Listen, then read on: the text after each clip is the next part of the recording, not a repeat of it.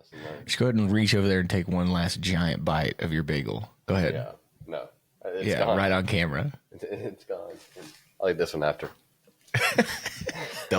Double fist and bagel sandwiches. Yeah. Maple walnut schmear. Schmear. Schmear. I hate you for saying that word. I know. I feel less masculine whenever I say schmear. I just was playing because I love the game. Like, and it's scary to me. It's really easy for the game to become a job. Low six in his hands, whistle in his mouth. Man, kids out there playing the game, staying out of trouble, competing. I love it. So I held my first international Zoom football clinic thing this week. Shout out the London Blitz football team. It's an American football team based in London, obviously. Semi-pro, or I'm not really sure how they categorize it. I would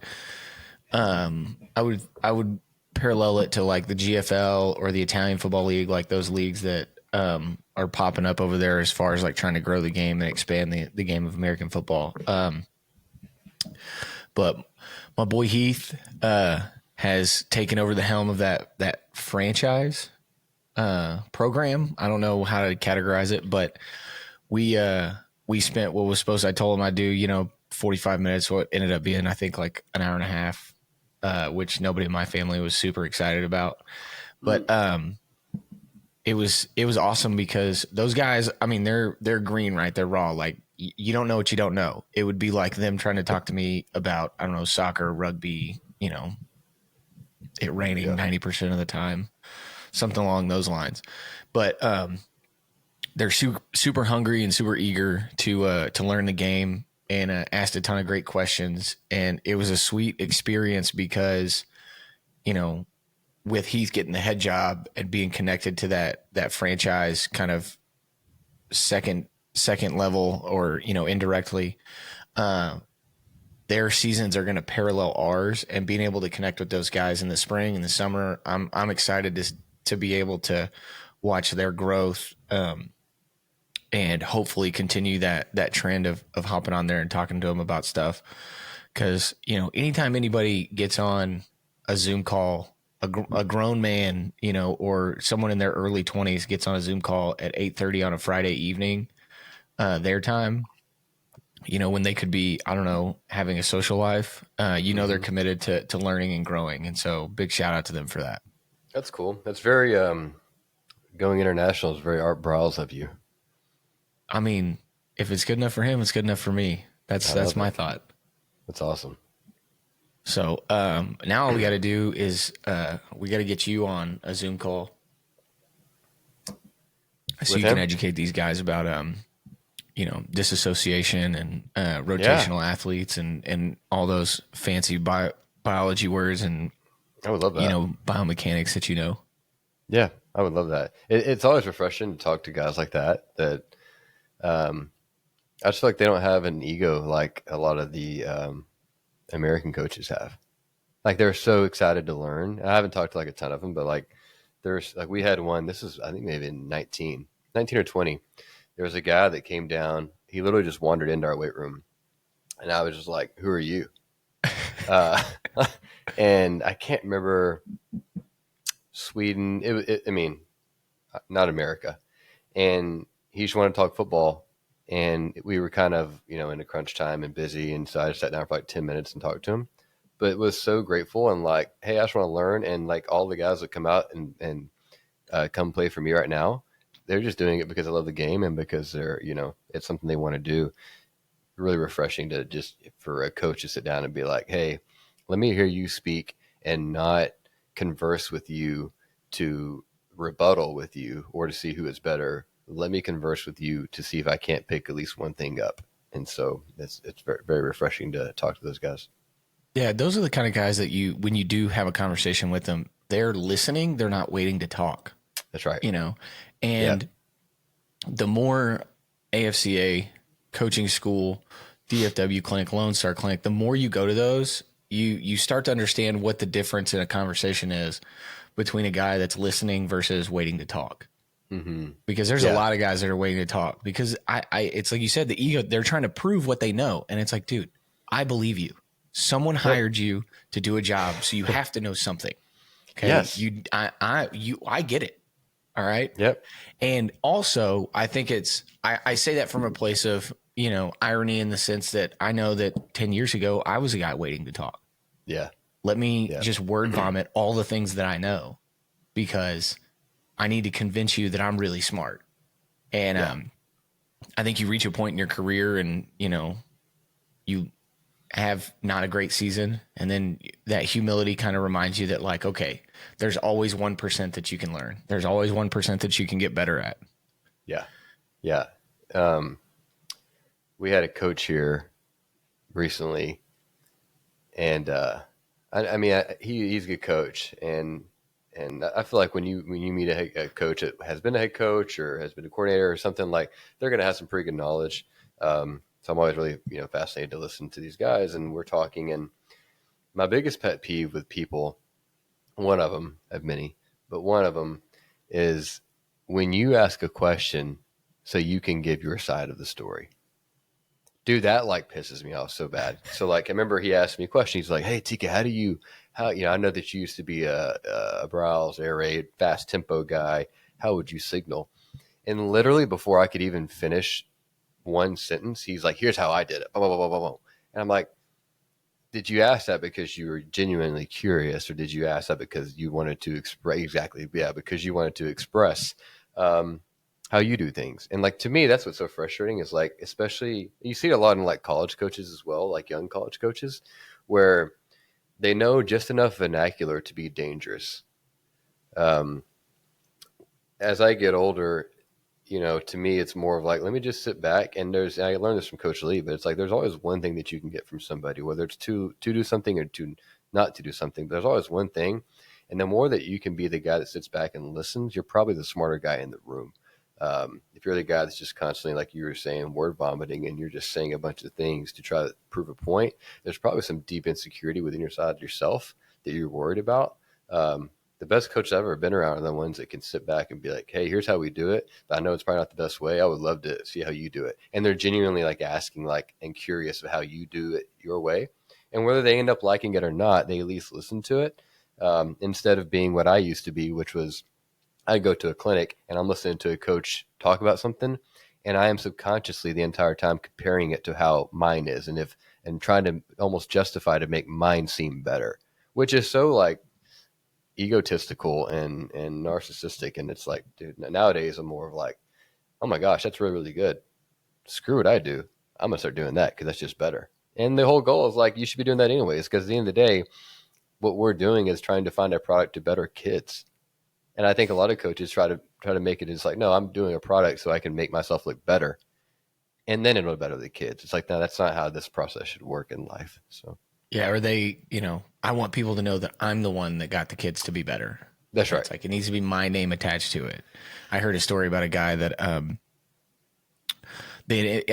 talked about this briefly right after I got hired at Mount Vernon. They implemented something to where like the cafeteria essentially delivers breakfast down to first period athletics. So those kids, they don't have to waste any time. Like, we don't have to let them out early to go to the cafeteria before they go to class. Like, that food's just sitting there. They shower, boom, bell's about to ring, they grab it on their way out. Well, this guy was so enamored with like, and proud of, and I don't even know if it was really his idea, but he took a picture that he was going to send to the superintendent to be like, I want him to see my plan, my idea in action and how great it is. And it's like, this is a great and efficient and better for the kids, but like, who cares? Right. Like, they're getting breakfast. We're getting 3 more minutes of workout time, or they're getting 3 more minutes of time getting ready. Like, it worked. Like, why are you there's no monetary value attached to this. Like, why do you need credit on it? And those guys are really funny. But to your point, like that, it's okay if you're really proud of something that you do and you want to share it, that's okay. But don't masquerade it as a question of curiosity and like, oh, how do you do this? Oh, hold on, let me cut you off. So I really just was trying to set myself up so I could, respond to your response. Like, that's okay. I understand you have implemented something and you're really proud of it and you want to tell the world. That's awesome. That's how people grow, and that's how the message gets out there. But there's no need to take the first step. We don't need to turn left just so we can go back right. Just go right to begin with. It doesn't make any sense. But I had one of the best conversations in parallel to what you were talking about with a coach that, fingers crossed, we're trying to get into the purple and white. He's a feed the cats guy, and I'm not. And I when I say I'm not, I've never worked in a program that implemented it. I'm not anti feed the cats by any means. Mm-hmm. A lot of programs do it, and a lot of them are really successful with it. Mm-hmm. It's just not. And Feed the Cats is a track program for those that hear that and they're like, "What the heck is that?" You don't have to have a tiger mascot to implement it. We just, when I was at Salina, and Salina still does it, you run 400s every day. And the distance you run every day varies and whatnot. And we had a 30-minute conversation about, because he said, I used to be that. And then I got introduced to this. And what it allowed us to do was it took some of the dread out of kids when it comes to track and having to convince them, oh, this, that, and the other. And during that conversation, whatever happens down the road, where he goes, ends up, we had a conversation that ended with, I think there's a place for both. I think you have now we get into that situation with the wheel skill. Like, you have kids that are in different places, and you're hiring kids probably need to implement more of like this feed the cats type approach. And you just got to get tougher and become a better athlete. Kid probably needs to run a 400 every day. Yeah. And what the implementation looks like moving forward for us, for him, wherever he is, who knows? But that conversation was pure curiosity both ways. How do you do this? How do you do that? Why do you do this? Why do you do that? And, his family probably wasn't too thrilled with how long it went because they were just hanging out in our turf room. But, it was one of those where I looked down and was like, oh, crap, we've been talking about track for a half hour. And I love those conversations, right? And that's what I feel like our conversations end up that way, especially now that our everyday experiences are so far apart. Right. But yeah, to circle back to the London Blitz, you don't get those. I was like, guys, if you have questions, man, just like rattle them off. This is not scripted.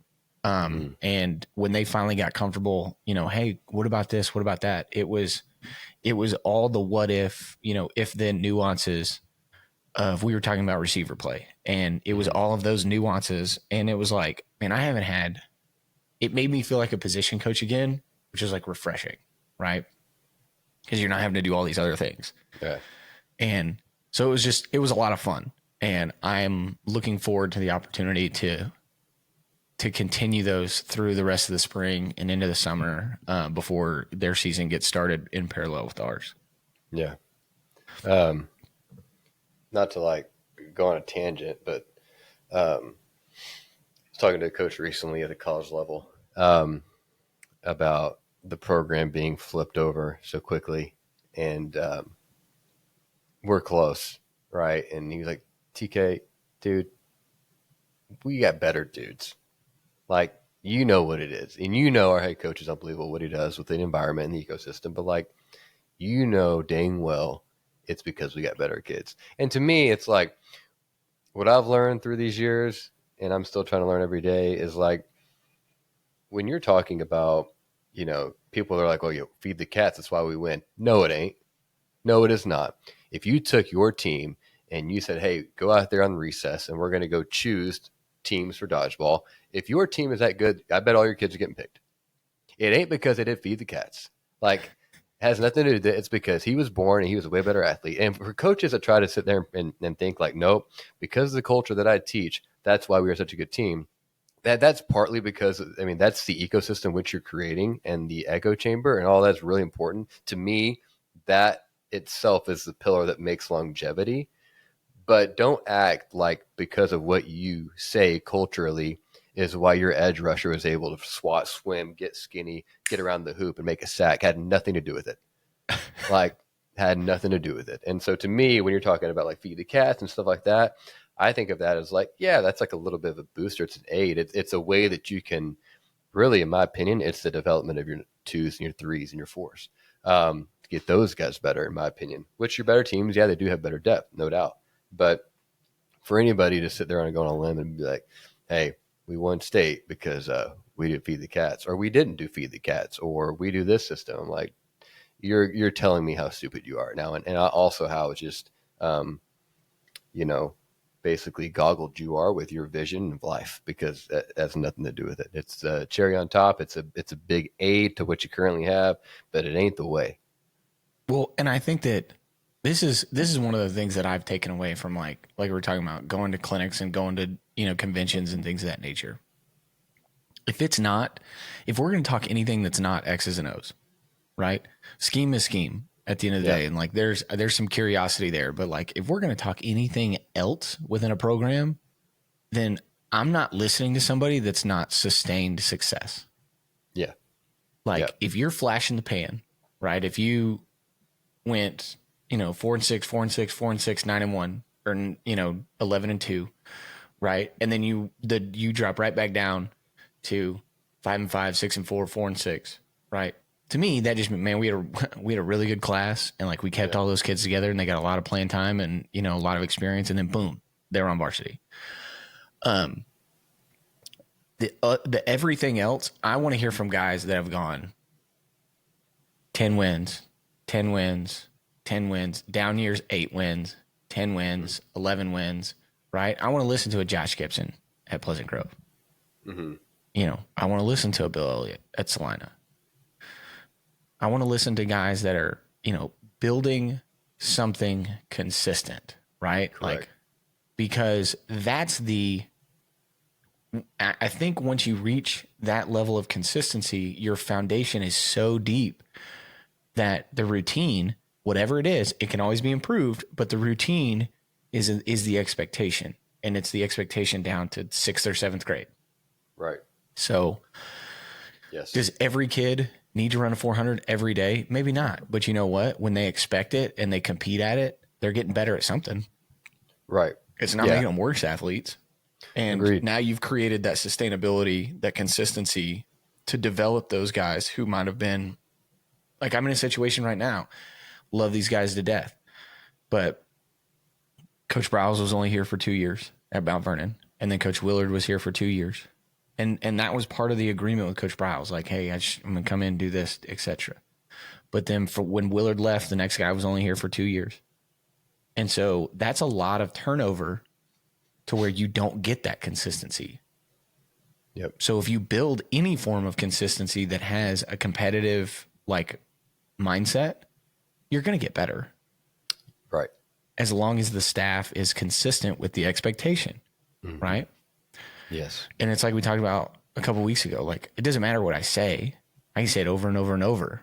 If the staff isn't bought in to the expectation on a daily basis, then you won't. But if you build a staff that is 100% in line with the message and the expectation, the variations are, and in the beginning, aren't super important. It's instilling that expectation and that routine for the kids to be entrenched in.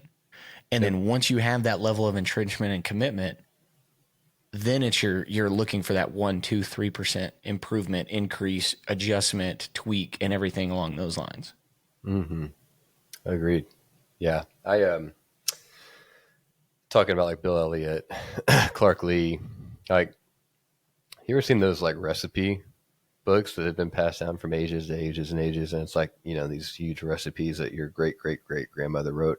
Like, I think about that, like, those are the type of coaches that I want to talk to, because they already have the recipe down. Like, I think as a young coach, head coach, coordinator, whatever, inevitably you're still trying to figure out which spices to use. And that journey in itself, to me, is very, very important, because that journey in itself is what allows you to end up creating this recipe that hopefully you will end up figuring out and pass down for, ages. But those coaches that have those recipes, when they can open up that recipe book per se, and they know that in March it's phase 2 and here's what we're doing. And like, those are the guys, those seasoned vets, whether they did it right or wrong, those are the ones that I want to talk to, because I can sit back, I can take notes, I can talk, listen, ask questions. And if they're open and vulnerable, I can say, what would you have done different now that you've done this for 30 years?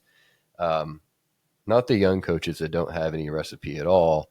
I'm even willing to listen to the young coach that is trying to figure out his recipe, but is open to the changes of it. I think too many young coaches, especially ones I've been around, think they already have a recipe that is good for the next 50 years. And I want to be like, brother, you ain't got one single spice figured out yet. And it's like, it's okay to be like, hey, I need some more hands in the kitchen to help me cook this thing.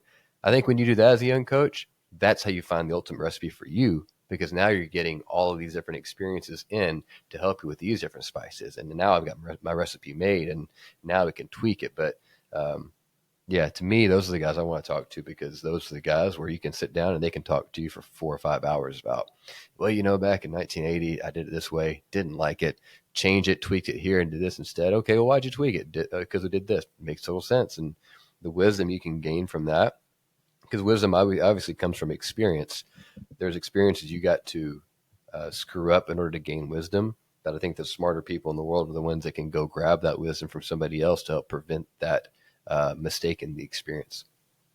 100%. And they've also, especially when it comes to the high school level, the game has evolved, but the kids change, right? The game's evolving just as fast as the college game, but the kids are constantly changing. So you have to be able to, like, I don't want to change this because I don't believe in something. I need to change this because it's what's in the best interest of this version of our team, right?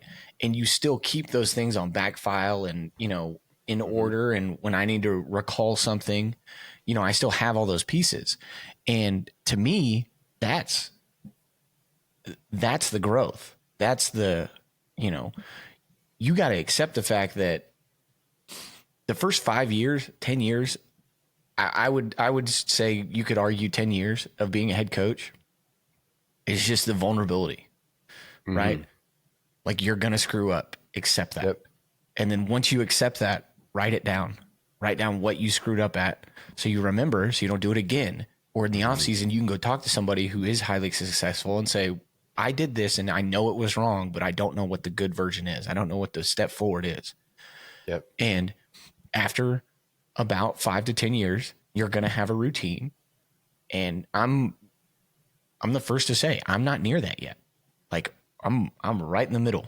I'm in the trenches, figuring it out every day. And as you start to figure that out, it makes your process so much more efficient and so much smoother. As long as you never end up the guy that's like, that's well, we did it, in 22, when we had this version, when we had this group of kids, we did it. So we're just going to do that. Right. Okay. That worked then. And that's our base. That's our starting point. But what have we learned since then that can be applied to this version of the team to get us 1% better? Right.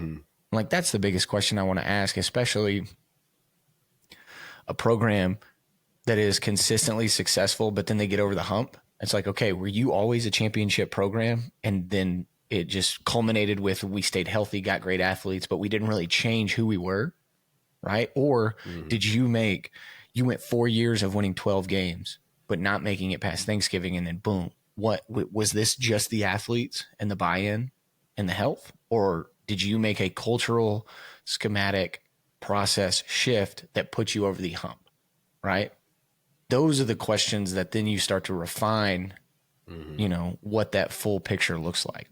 Right. So you kind of you brought him up as you do on a regular basis, which I totally understand. Last week we talked about some of the things that I learned, working for Coach Elliott and playing for Coach Browse. And I wanted, you got a week to think about it and do your homework. What are the top 5 things you've learned from coaches you've worked with or coached for? Yeah, well, I'm going to do 3 for each. I'll do Coach Lea and I'll do Coach Dilfer.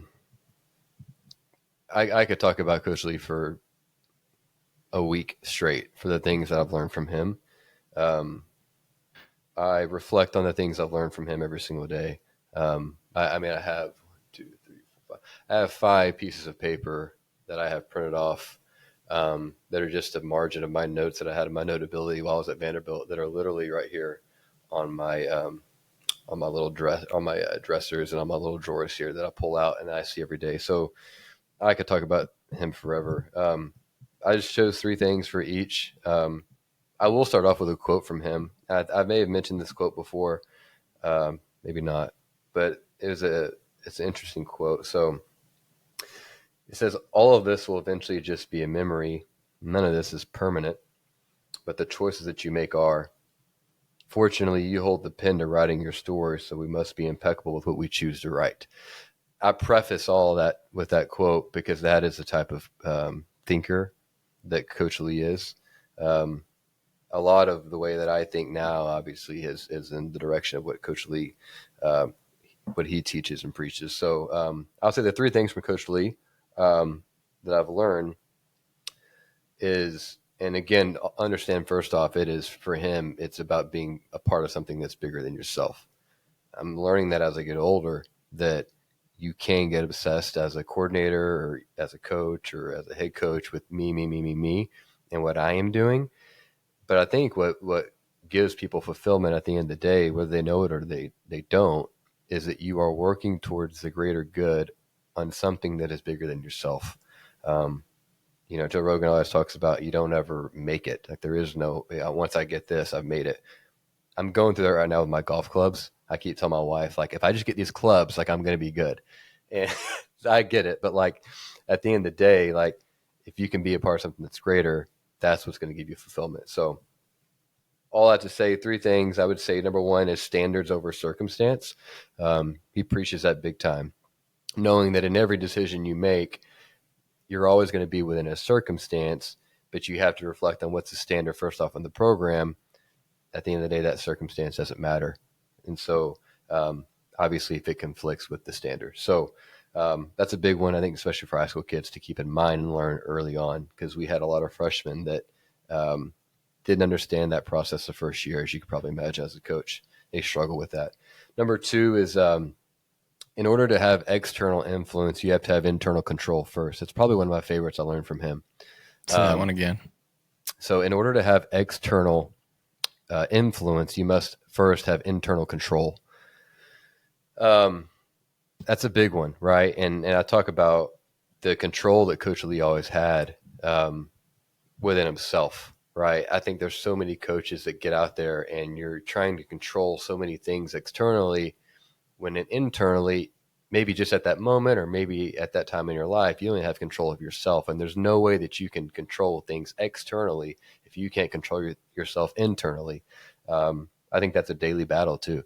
I think you have to find peace within yourself on a daily basis, whether it's by your routine, by your faith, whatever, to have a foundation that doesn't shake when things get moved, because it'll get moved every day, in order to then be able to externally influence all the things that you want. So that would be number two. And then number three, this is just kind of a way that he views his program. I think every coach should look at it this way too, especially those in college. But I guess even now with NIL.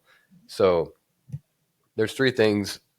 All of these three things will happen in a program. The priorities of which they are listed are obviously going to be different.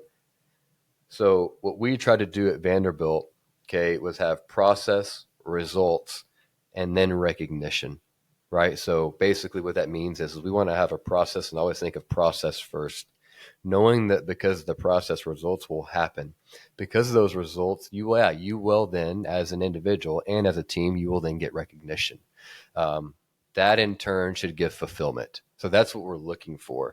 The flip side of that, which you see most often, in my opinion, is more of the individualistic type of view, which is going to go recognition first, results, and then process, which is going to obviously equal emptiness in your life. And so I'll reflect on that one a lot, because I think you see so many young kids, even coaches, that the first thing that subconsciously comes to their brain is, what's the recognition that I'm going to get, instead of just worry about the process. So again, I could talk about a lot with Coach Lea, but those are the three things I would point out that I think would help a lot of people, because I know they help me.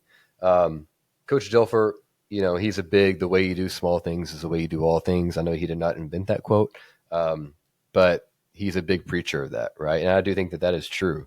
You see a kid that leaves and there's a bottle there that's not his on the table, and he kind of looks at it again, thinks about it, doesn't pick it up, and he leaves. That might be the same kid that isn't paying attention about a play in a game, or he's hesitating about making a tackle. I don't want a kid that hesitates. I want a kid that goes and grabs that bottle immediately and goes. I want the kid that's going to go and make that tackle immediately. So it's a direct reflection there. his big thing, I remember when we were here, was it was GSD, but I'm not going to say that word on the podcast. So get things done. I'll make it GTD. Get things done. He's a big, like, he would come in on the board and just GSD. He'd write it and literally walk out, wouldn't say a word. And that was kind of what we experienced for the first few months, was like, no, just get things done. I don't care what you got to do, just get it done. And I do think, especially me, like, I'm an overthinker about everything, and I can think about this for days and days and days. I've been thinking now for 4 days about what kind of wedges I want in my clubs. I want a 50 or I want a 52. And I've been Googling everything. And it's like, you know what, just get one, because you're not good anyways. It ain't going to make a difference. But he's big on, like, get things done and figure it out. And it's like, I want people around me that just figure it out. And I think he may have I think he actually trademarked the word figure it outness. Not joking, but that's a big one. I think, especially you, Travis, as a head coach, you wish that from every coach, like, have figure it outness. What I can't have is you guys coming to me about all these little issues that now I got to figure out. Like, it's your job, figure it out. And if it is that big of a deal to where you think it might actually affect the program, then you can come to me. But if it's a little thing with, like, hey, we need more printer ink, get it done. All right. And then the last thing for him, and this is a big one for him, is obviously on the edge of uncomfortable comes greatness. That's probably the number one thing I would take from Coach Dilfer. And I would imagine every Elite 11 kid out there would agree with that, because that's what he preaches, is like, you got to be uncomfortable. I do think where Dilfer and Coach Lea are very, very different. They're actually, in fact, probably 180s from each other, which is a great example to me as to there's no one way to skin a cat, because they've both been very, very successful. I think with Dilfer, he was so good about making everybody walk on eggshells, but it was in a healthy way. It was like, no, like, if you were working hard and getting things done, and just abiding by those things, like, yeah, you were still uncomfortable because you never knew at any moment he can come and just kind of, unleash on you. But, like, it made those coaches that maybe didn't have figured outness at the time, that didn't get a lot of things done, they felt so uneasy at all times, to where they felt like, man, if I don't do this, I'm about to get ripped right now. And it kind of forced them to do that, or forced them to quit. And I think that when you can make people uncomfortable and get out of this silo of being comfortable in everything you do and being in a routine, I do think that that's going to make you better. Like, for me, when I went to Vanderbilt, I was so uncomfortable because I didn't know what they were talking about at the time. It sounded like Hebrew to me. Like, I was like, what is this, Aramaic? Like, am I really this stupid? And at first, man, the first few months, I was like, I just sat back and I was so uncomfortable. And finally, I was like, you know what, dude, I'm just going to start asking questions. Being that uncomfortable and asking those questions that I didn't feel comfortable about made me so much better, because it then allowed kind of those seeds to become into flowers and for me to be able to blossom and start learning all these other things. But until I was able to just kind of be vulnerable, like you said, and, being comfortable, once I was at it, it helped make me, in my opinion, a much better coach. So, but yeah, those are the three things for each. Yeah, like the walking on eggshells, uncomfortable thing. I can't remember it. He's a strength coach. He used to be at Georgia Tech. I think he's at Charlotte now. I can't remember his name. But he said, great leaders, great teammates, the ones that are going to be successful work as hard as they can. And then when they're done, they fear they haven't done enough. And then the anchors of a team are going to be the guys that do the bare minimum and then don't understand, why they're having to do that much in the first place. And I think when you create that environment of, like, figure it outness, is like, are you doing enough? Like, whatever it is, are you doing enough? And I heard a coach say one time, like, don't bring it to me until you failed twice. Right? Like, good. you have a task, go do it. And then if you can't, figure out why and try again. And if you can't again, come to me, show me the 2 reasons you failed, and then we'll solve the problem. But don't just come to me, because the answer's not written in an instruction manual. Like, fail twice and then we'll figure it out. And I think that's those situations, right? Like you said, Coach Lea and Coach Dilfer are like 180s of each other. One is like growth by thought, and the other is like trial by fire. Mm-hmm. Right? That's a great way to say it. And both of them are going to forge great coaches, great leaders, great men, great players, all those things. They're just doing it in a different way. Mm-hmm. And I would say that when you find the balance of those, right? Because I think that there is a huge place for trial by fire in a program. Yep. I also think that being willing to be vulnerable in thought, right, with your staff and your players, I think it entrenches the relationship so much deeper that it's infallible, right? Like those are the guys, like how Coach Prowse used to, like those are your foxhole guys. Like when they poured into to that level, like that's how you create foxhole guys, right? Because they've been in both environments. They've seen, you know, the in action, and they've seen the, you know, in thought. Man, there was a lot there. There were so many things that I'm just like trying to take mental notes of. One thing that one of my big emphasis moving forward, like not even just for the year or the season, like for the rest of my coaching career. I just got done watching 0 Day. I don't know if anybody's watched that on Netflix. It's pretty good, pretty intense, but Robert De Niro, the main character, he writes everything down. At like any substantial conversation, he writes everything down. He's got the exact same like journal type notebook. He's just got like a million of them and just document. And then you find out he's doing it because he thinks he's like having dementia, but you know, that's a whole nother like tangent. But when I look at that, I'm like, man, think of how much better of a coach I would be and how much better of a resource I could be if I had done that the last 3 years. Yep. Right. And just document. Right. And whether or not you go back and look at it one time, right?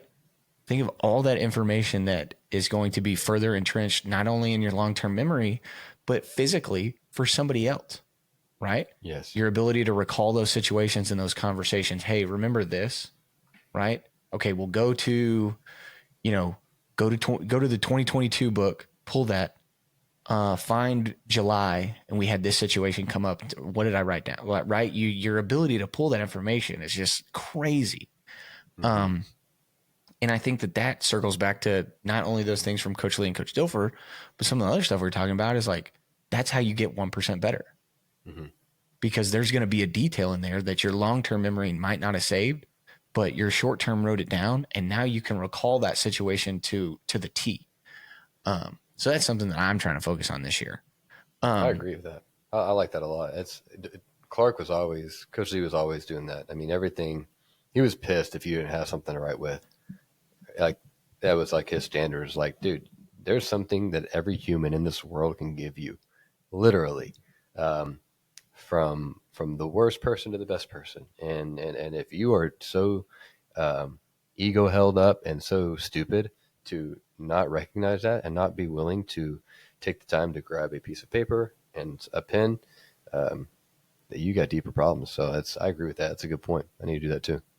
And I think that, I mean, you and I both, we've been to conversations and clinics and lectures and whatnot. We write a bunch of stuff down, but it's unorganized. It's legal pad. It's this, it's that, right? And then if it's the legal pad, if you're TK, you go and transfer it to a Google Doc so you can save it on your Google Drive.